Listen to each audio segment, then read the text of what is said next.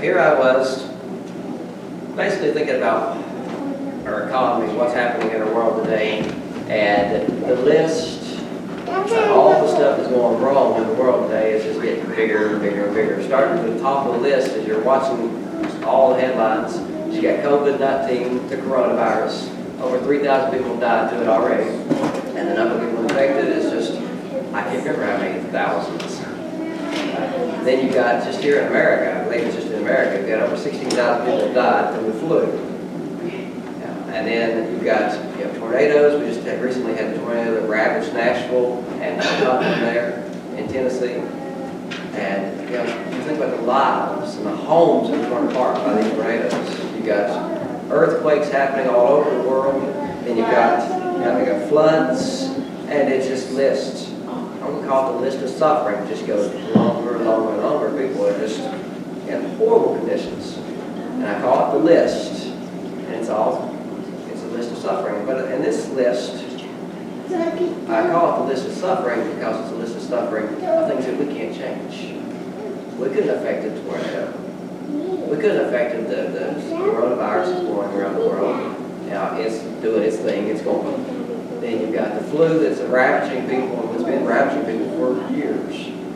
And then you've got the earthquakes. We can't stop the earthquakes. If they're going to happen, they're going to happen. But then there's the next list of suffering. And this is the list you look at and say, no, wait a minute. I could have done something about that. I could have stopped this suffering.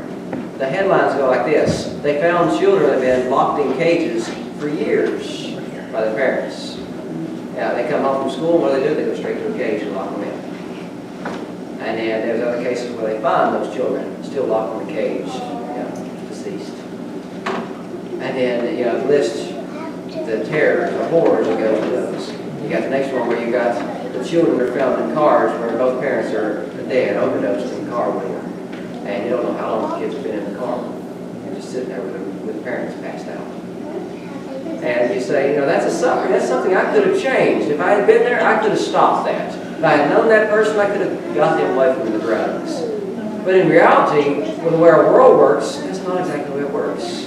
We live in a fallen world, and I'm going to call it we live in a corrupted world. And it's a world where instead of desiring things that is godly and righteous, we're desiring things that are ungodly, that are unrighteous. And those things that we desire overshadow God. And as a result, it kind of corrupts us, it destroys us. And it causes things to get worse and worse. So with this, what do we look to? What do we look forward to in the middle of a world that's fallen? Well, I want us to open our Bibles to Matthew 6, verses 9 through 13. We're going to read the Lord's Prayer. And we're going to see why exactly Jesus told us the Lord's Prayer. So in Matthew chapter 6, we'll read verses 9 through 13. Jesus says, after this manner, therefore pray ye, our Father which art in heaven, hallowed be thy name. He says, thy kingdom come, thy will be done in earth as it is in heaven. Give us this day our daily bread, and forgive us our debtors as we forgive our debtors. Forgive us our debts as we forgive our debtors. And lead us not into temptation, but deliver us from evil. For thine is the kingdom, and the power, and the glory, forever. Amen. Now Jesus gave that verse to us, that prayer to us. And my key part of that prayer is verse 10. Where Jesus says, thy kingdom come, thy will be done in earth as it is in heaven. When we think about heaven, we think about the throne of God, we see perfection. We see purity. We don't see disease. We don't see sin. We see the pureness of God. And that's what God says. That's what we look forward to. Instead of looking at the stresses and the agony and the anxiety and the troubles in the world, we look to the perfection that's God. That's what we pray for. So with that idea, let's pause now. Let's talk to the one, our God, the author and the finisher of our faith, the Prince of Peace. Let's talk to Him this morning. Most Heavenly Father, Father God, we thank you. We praise you, Lord, for this day. Lord, we thank you that you are our God. You're the one that has given us life, and you're the one that has sustained us in this life. Lord, we thank you that in the middle of this life, we can look to you and say, Lord, let thy will be done here on this earth as it is in heaven. Lord, take away the imperfections, the troubles, the things that are hurtful. Fill us with your presence, with your glory, with your peace. Help us to see your glory, Lord, and not the stresses and the troubles that are all around us. Lord, we thank you for this reading of your word this morning in prayer. And we pray, add your blessing to this reading of your word. Increase us with your presence and your blessings, Lord. Lord, we thank you as we pray and ask this in Jesus' name. Amen. So Jesus, he looks, he says, I want you to change your mindset to the way you're looking at the world, change it from the stresses, and let's put them on God. And let's talk to Father God. So here's one thing we've got to admit. It's hard to overcome stress. Doesn't matter where we're at, what part of life we're in, stress, well, that happens. Whether it be in work, family, whatever it is, even a hobby, we can get stressed out. Well, here's what happened. Here's one man, he lives in Minnesota. Now, his wife has passed away, but he desired, he says, I want to plant potatoes. He says, I've always planted potatoes in my garden. But here's the thing. My son, he's in prison. He would usually come and help me plant my potatoes, but he can't because he's in prison. So he decides, I'm going to write my son in prison. He says, I'm feeling pretty bad because it looks like I won't be able to plant my potatoes, son, in my garden. I hate to miss doing this in my garden because, Mother, she always loved this planting time. I'm getting too old to plant. I'm getting too old to dig up all the garden. And, if you were here, son, all my troubles would be over. I know that you would come and help me dig the plot. He says, but you're in prison and you can't. Love, Dad. Well, shortly after, the man here receives a telegram. He says, for heaven's sake, Dad, don't dig up the garden. That's where I buried the guns. So about 4 a.m. the next morning, a dozen police officers showed up and they dig up the entire garden without saying anything. Well, Dad is confused. He writes his son back. He says, son, what do I do now? He says, Dad, go and plant your potatoes now. I've done all I can do from here. You look at the stress and the worries and the trouble, and where does this help come from? He places it every time out. And that's the way God works. He says, in the middle of the stresses, the anxieties, your help comes from a place you didn't realize, from me. I'm in the middle of the stress, in the middle of the trouble, I'm there. He says, trust me, I'm there. So with this, God says, when you're looking at your life, pray the prayer. Thy will be done on earth as it is in heaven. In heaven, they look to God, and they know He's there, and they know everything He says is going to happen. It's His will. And so we look at our lives and we say, God, let your will be done, because I know your will is perfect. And so when we look at our world today and the things that are happening, especially the coronavirus, we say, if that happened to me, I wouldn't make it. I wouldn't survive. Now I look at that statement, I think about that. Where did we get that from? Why don't we think we can survive it? Because what do? We base ourselves on somebody else. Whether it be somebody else's opinion or watching somebody else infected with the virus. We say, I couldn't make it through that because we look at that person. But you look at that person. Here's the question. Is that person infallible? Are they perfect? Is that person greater than us? Who's the greatest of all? Who do we evaluate ourselves by? God. So when we look at the other person and we evaluate ourselves by that person, the evaluation is flawed because we're not exactly like that person. Who are we supposed to be like? He's perfect. And we're supposed to trust Him in our lives. So listen, John 16, verse 33. It says, these things have I spoken unto you, that in me ye might have peace. In the world you shall have tribulation, but be of good cheer. Here's the one we evaluate by. I, God, have overcome the world. I, Jesus, have overcome the world. So instead of evaluating ourselves by the ideas of the world, by looking at somebody else and saying, I'm not as good as that person, I'm not as strong as that person, we evaluate ourselves by the one that's overcome the world. greater than all these things. So where does our help come from? From Christ, from God. He's the one that we look to. And that's why we say the prayer. Thy will be done on earth as it is in heaven. So, I look, there are so many people that are just overcome by the virus that's going around the world. And I look and I say, you know, this past week, the House and the Senate passed, I think it's $8.3 billion package to fight the coronavirus. And I look at that and I say, why did that pass so quickly? I say, because you look at it, by the numbers, the coronavirus has only affected 1/5 of the numbers of how many the flu has affected, killed. 3,000 versus 16,000. So I say, now why did that stimulus, why did that package pass so quickly? Because there's a fear. A fear of the unknown. We don't know what the coronavirus is. We don't know how it's going to affect me, what's going to happen. We don't know how it's going to be transmitted. You know, when they look and say that it happens from the droplets, the things of people touching, you know, in a 6-foot radius of somebody that has it. All those things, and they still say, I still don't know how people catch it. And I don't know how we protect ourselves from it, how we go against this thing.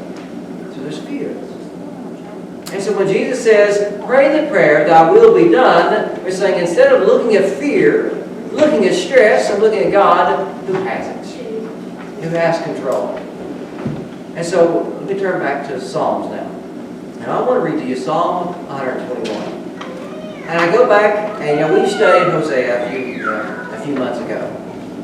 And we're studying Jeremiah. And both those accounts, the Israelites, they have one thing in common.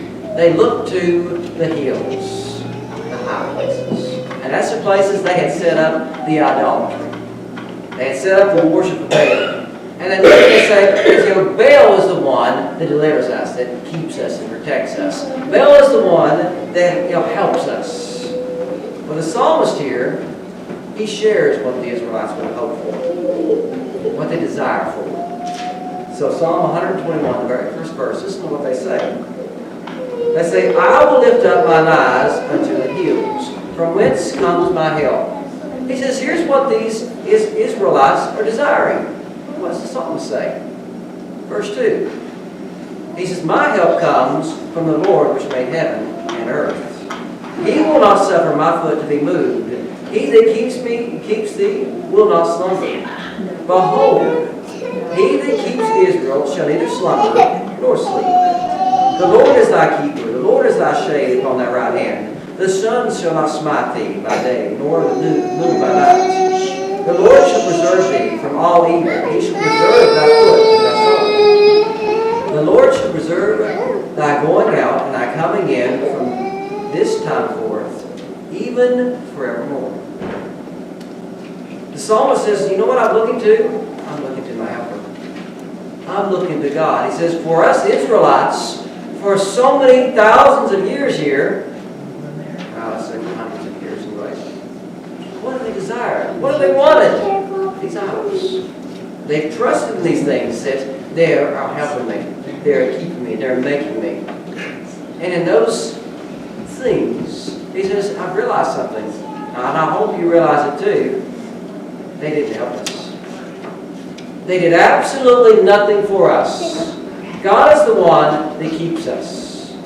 God is the one that sustains us.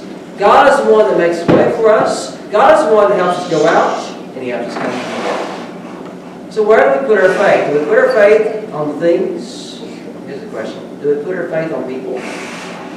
Or do we put our faith on God? So he says, we're supposed to pray for things to be like God's kingdom. Perfect. When He takes all the stresses and all the troubles, take away the idolatry. So when we're saying this prayer, now think about it. We say the prayer, thy kingdom come, thy will be done. But after we're done saying the prayer, we change our mindset, and we go back and say, no, there's no way I can overcome this thing, because this headline says this. What did we just do? We made an idol. You say, well, whoa, wait a minute. I did not go out and form some kind of idol. But we did. Because we look at this and say, that headline says this thing is more powerful than God. What are we praying? We're praying, God, thy kingdom come, thy will be done on earth. So we're saying, God, protect me from this thing. But then you say, this headline says I'm going to get this thing. There's no way I'm going to survive this thing. And that's an idol. You just said it's more powerful than God. God says, say the prayer, then He'll give you strength to help you through this thing. So instead of making idols and making stresses, keep your eyes on God. That's what Jesus is saying. That's why He says this is the prayer to pray. He says don't get stressed out by the world. Remember who God is. Remember the Creator. The one that loves you. The one that's made you. Remember Him. And so He continues with the prayer. He says, when we're praying, what do we pray about? He says, we pray about the food. We thank God that He has given us food to eat. So He says, we're praying for God to give us sustenance. We're thanking for it. We're praying for God in His mercy. We're praying for God in His help. There's all of our stresses. He says, God's going to take care of all of our stresses. And so with that, I go to the next part here. How often do we think about, where does my food come from? Yeah, I go in my mind, I say, if McDonald's or Taco Bell closes up, I'm probably going to starve. But in reality, that's not the truth. Because where does my food come from? Where does my help come from? In the reality of our lives, we get so set on one thing and say, if this thing changes, there's no way in the world I can survive this. But we can, because we have God. He's the one who's with us no matter what. And so my message is, there is going to be all kinds of things that happen in the world today. There's all kinds of things that changes and moves and goes all around the world. But God says, in all the changes and all these moods and all these emotions, guess who's still there? Me, God. I never change. I never go any other place. I'm right there with you, no matter what. So He says, instead of turning to the idols and the mindsets, the stresses, turn to God. And so Paul, he talks about this, and I want us to turn to Ephesians. This is Ephesians chapter 5, verses 11 through 17. And Paul, he looks at the church of Ephesus, he says, things that are happening in our world today, they are mindsets, they're stresses. And things that are happening, these things that are happening, they're stuff that is kind of ashamed to even talk about the things that are happening. Because we look at this, and by God's standards, we say that this should never happen. This should have never come to pass, but it is. And it's infecting the world, and it's destroying the world. So Paul, he looks at this church, he says, let's change that. And let's live by God's standards, God's morals. Let's change that. Let's remember the God that has made us. So in Ephesians 5, verses 11 through 17, what does he start off with? He says, and have no fellowship with the unfruitful works of darkness. And Paul's there. What is an unfruitful work of darkness? Stress. He says, when that stress is right there staring you in the face, wait. And remember God is the one that's taking you, that's keeping you, protecting you. Remember who's got you. He says, but rather, reprove those things. Reprove them. For it is a shame even to speak of those things which are done of them in secret. But all things that are reproved are made manifest by the light. For whatsoever does make manifest is light. Wherefore he says, awake, thou that sleepest, and arise from the dead, and Christ shall give thee light. See then that you walk circumspectly, that means uprightly, not as fools, but as wise, redeeming the time because the days are evil. It says, wherefore be ye not unwise, but understanding what the will of the Lord is. And there's my key verse, at verse 17. He says, wherefore be ye not unwise, but understanding what the will of the Lord is. We're praying, thy will be done on earth as it is in heaven. And here's what I want you to think about. I'm starting to bring the message to a close. Think about it. How will we know that God's will is being done if we don't know what God's will is? How will we know that God is moving if we don't look? That's the picture of the world. That's why there is so much stress. That's why there's so much fear. It's because they don't know. So much of the world don't know our Savior, our God. And one of the biggest things that happens, one of the biggest statements that happens in our world today, when calamity happens, when the earthquakes, the tornadoes ravage the countryside of the world, what do people say? Where was God when this happened? And I look at that question and I say, you know, it's one of those questions that would be really hard to answer. I say, you know, I don't know what to say to you, other than one thing I do know. In the middle of all that, God was there. In the middle of all that, God still knows what He's doing. In the middle of all this, God's plan is still moving, still reacting, still happening. The thing of it is, in the middle of the calamity, do we still trust that He is God? Do we still trust that He says, I will take care of these things? All power, all authority is mine. That's what He says. Do we trust Him? Or do we trust the idol? Do we trust the serpent, where he says that God truly is there? So the message is, where's our faith? Is our faith destroyed by the headlines, by the people, or do we have faith in believing what God says? So I'll give you one last verse. And this is one of my favorite verses. I have many favorite verses, but in this one, it's found in Philippians chapter 1. And this is verse 6 of Philippians. And it talks about who is God. He's the one that keeps us. And here's the amazing words of this. And I'll give you the description of it after we read this. Philippians 1, verse 6 says, being confident of this very thing, that He which has begun a good work in you will perform it until the day of Jesus Christ. And the description, what I summarize that by, is that God says, if I start this thing, I'm going to finish it. And He's talking about salvation. He's talking about, if I have saved you, if you are mine, you're mine. I have you.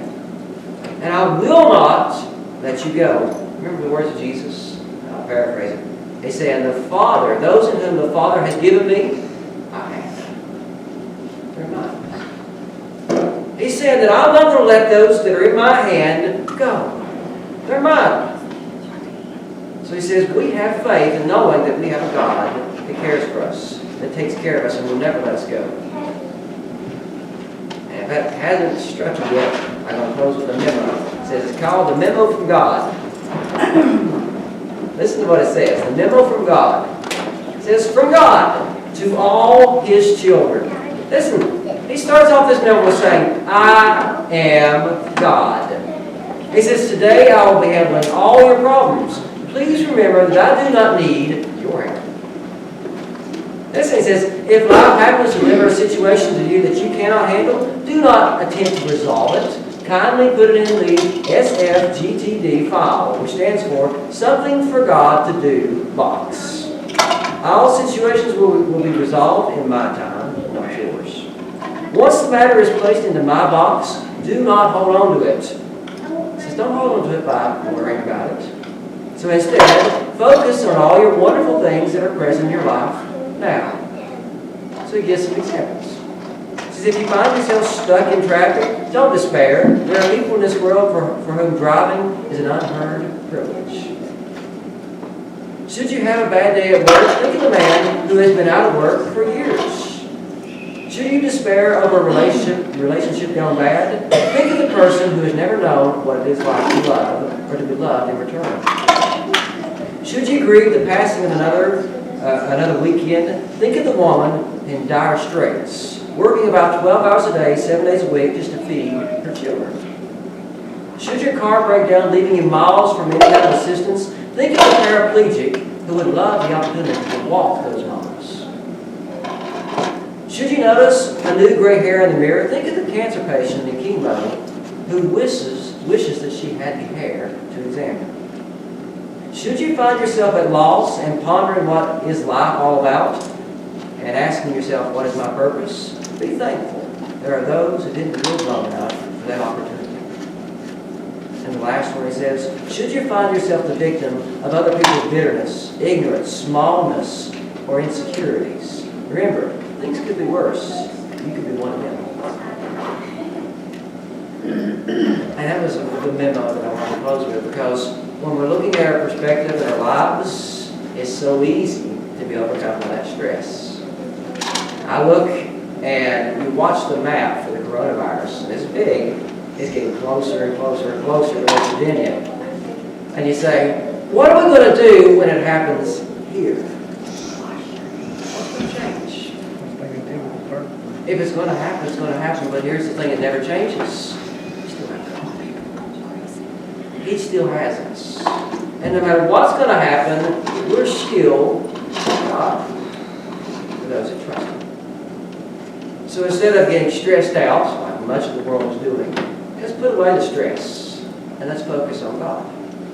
Let's hold on to Him each and every day. And that's when we pray those words, thy kingdom come. Help me put away the stresses, the anxieties. And remember, I still have God. And so this morning, if you're finding yourself in a little stress, I want to open the invitation. It's about stress. And I say, God, take away the stress. Help me to look to You that is my help, and where my help comes from. Help me be like the psalmist. Instead of desiring the idols that everybody else around him desired, I'm desiring You, God. Help me look to You, my help. So this morning, if something's on your heart, you want to pray, whatever it is, I invite you to come and pray while we sing this morning. Page 229.